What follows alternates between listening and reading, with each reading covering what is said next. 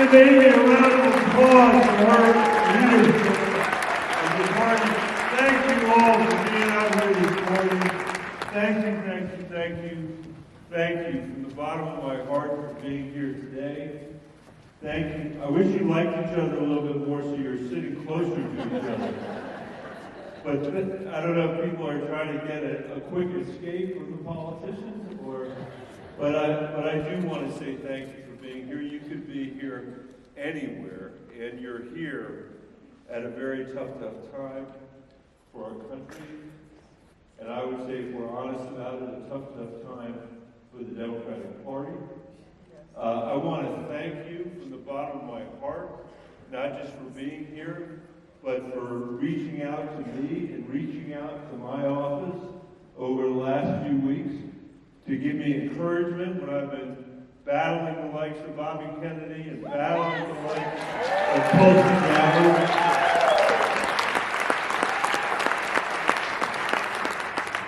And I also want to thank you for calling my office and saying you're not doing enough. You know who you are. You know who you are, that you got to do more. And we all need to do more. We have to do everything we can do because everything is on the line. I think a lot of us knew that everything was on the line during the last election.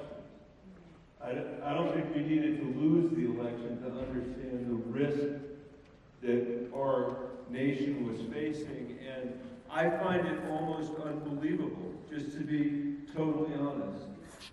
I find it almost unbelievable that we have lost to Donald Trump twice.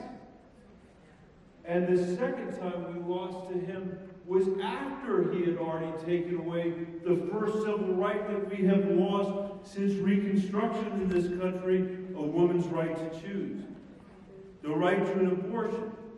After he did that, we lost to Donald Trump. That doesn't sound like much of a pep talk.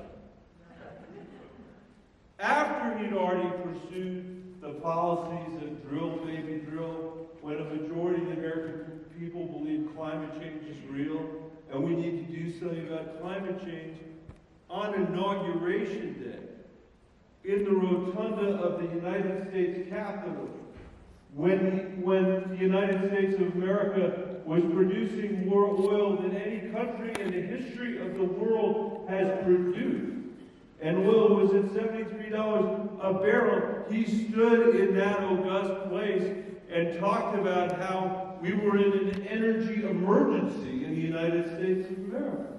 Liar! And that his policy, again, his policy on energy, his policy on climate was drill, baby, drill.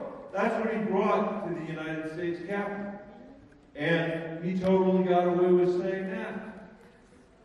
We are very lucky that the courts of the United States have held in the first 2 or 3 weeks of this administration. We are very lucky about that. We are very lucky that the first courts that have been asked the question, is it okay for the richest man in the world to put his hands and put his minions' hands on the most private secrets of the American people? And the answer so far is no from the court. We are very lucky about that.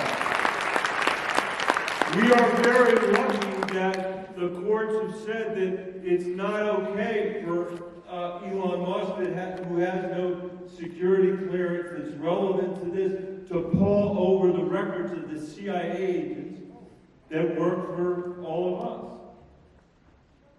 And I don't know what they're going to say when he gets in there and begins to put his hands on the Department of Education, which I think is going to happen this week. So we have to work together. I'm not going to go on forever. Let me just say, we have to work together in this emergency moment, in this dire moment, to make sure they do as little harm as possible, to prevent as little damage as possible. There is going to be damage. There is going to be harm. That's the consequence of losing an election to Donald Trump. And we're going to have to do everything we can to try to minimize that damage. But in the long run, We have to dig deep, and we have to chart a new course for the United States of America. We have to chart a new course for the Democratic Party in this country. The answers of 40 years ago and 50 years ago and 100 years ago are not the answers that our kids need. All the young people that are not here in this auditorium this morning that need to be here the next time that we are meeting together need to know that the Democratic Party has a vision for our future, a vision for an economy that when people work hard, they can actually rise up and that their children can do better than they did. The American people have lost that hope. We have a vision for an education system that means that kids that graduate in our country with a high school degree, just like kids all over the industrialized world, can earn a living wage, not just the minimum wage, and can build a future for their family. A universal health care system in the United States where people are actually covered. So I'm not going to give you a whole list. There is a list. I want to leave you with this. We are living in a profoundly reactionary moment in American history. We have been here before. From the very beginning of this country, when we had a competition between the highest ideals that had ever been written on the page, the words in the Declaration of Independence, the words in the Constitution, and the worst impulses in human history. In our case, human slavery, the genocide of Native Americans. That's a history that we've been in until this present day. And what I will tell you is this. This reactionary era is going to be followed by a great progressive era. That is what is going to happen. That is what is going to happen. But it has only happened in the past because people, ordinary citizens, have been willing to lead politicians and have been willing to lead our institutions.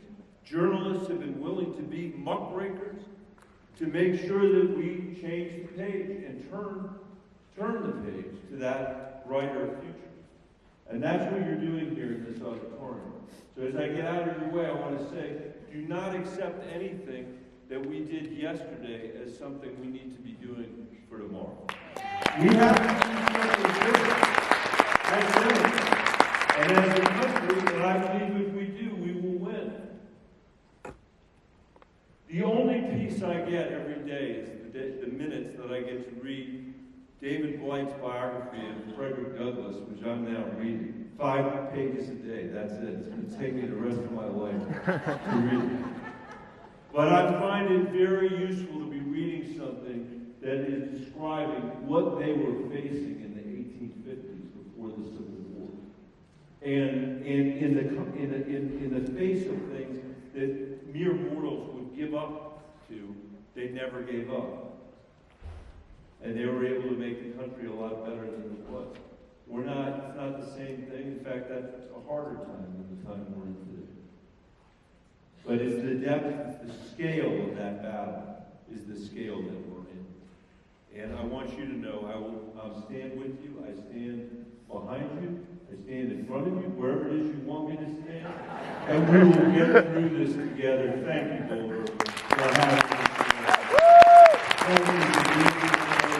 Thank you for everything that you're doing. I really appreciate it. Thank you.